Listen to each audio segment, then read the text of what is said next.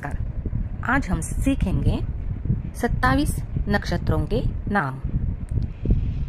27 नक्षत्रों में से पहला नक्षत्र है अश्विनी, दूसरा है भरणी, तीसरा कृत्तिका, चौथा रोहिणी, पांचवा मृगशिरा, छठा आर्द्रा, सातवां पुनर्वसु, आठवां पुष्य, नौवां अश्लेषा और 10वां नक्षत्र है मघा।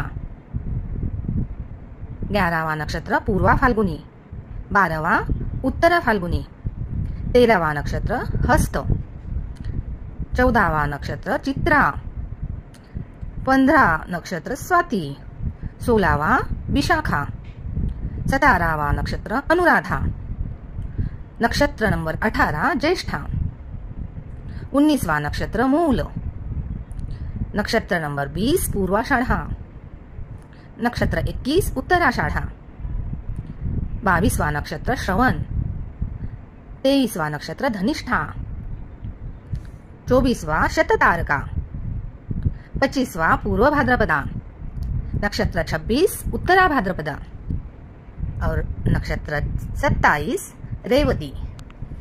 ये सब 27 नक्षत्रों के नाम हैं।